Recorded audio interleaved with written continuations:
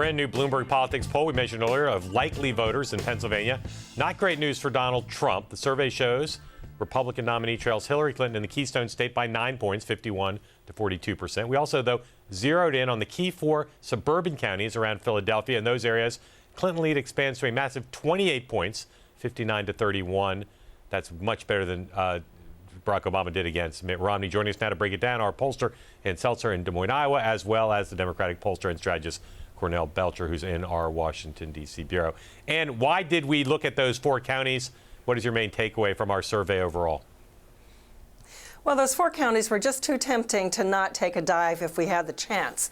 The geography of elections is that pretty much urban areas are going to tilt more Democratic than the state as a whole. Rural areas are going to tilt more Republican than the state as a whole. But suburbs in every state are sort of, depends on the state, which way they're going to tilt.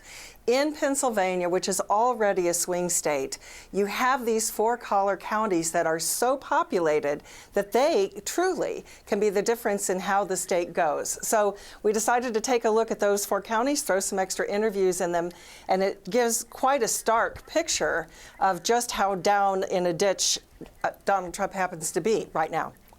Cornell, let me ask you this question. If you look at Hillary Clinton's lead in those 4 counties, those 4 suburban counties around Philadelphia, and it is not just better than how Barack Obama did, but a lot better, way better. A lot better, right? So if you took those results and projected them on a lot of other suburbs and a lot of other battleground states, is that not basically like game over for Donald Trump?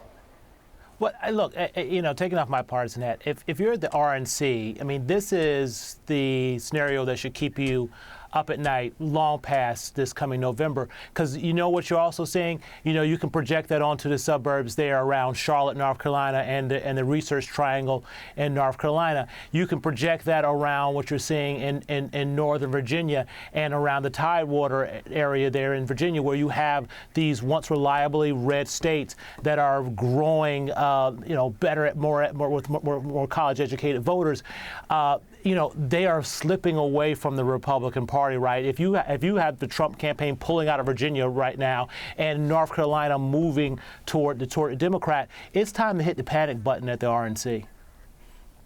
And if you look at our new Pennsylvania poll and the other polling that's out now, anything you can say about Donald Trump's standing today with women as compared to a month ago?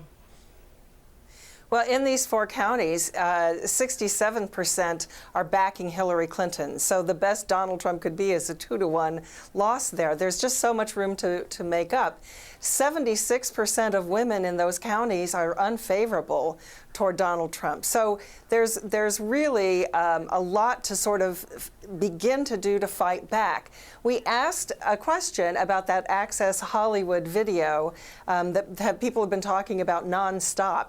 And people are bothered by it, and it's not something that appears to be going away. While we were in the field for 5 days, we didn't really see concern about it grow all that much. There was normal variation from day to day.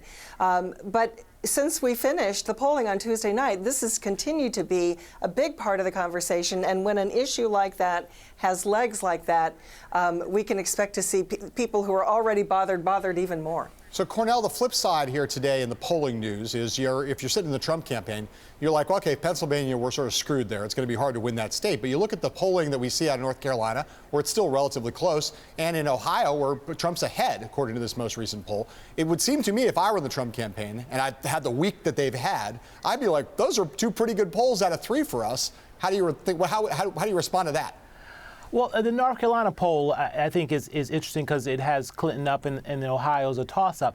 But again, if you look at a reliable red state like North Carolina, where you have the polling certainly moving in the wrong direction, and you look at what some people are saying are actually happening in Georgia, and you also look at what's happening in states like Arizona, it is problematic long term. And look, Ohio right now is a toss-up. I would argue that Ohio, from an electoral standpoint, looks a lot like America of the electorate of the past than it does the electorate of the future. If you're looking forward in this country, and again, I mean, I'm not being a partisan hack here, but if you're looking forward here in this country and you're looking at the emerging electorate, it looks like what's happening in North Carolina, it looks like what's happening in Virginia, and it looks like what's happening in places like Arizona and Georgia, where Republicans are struggling and they shouldn't be.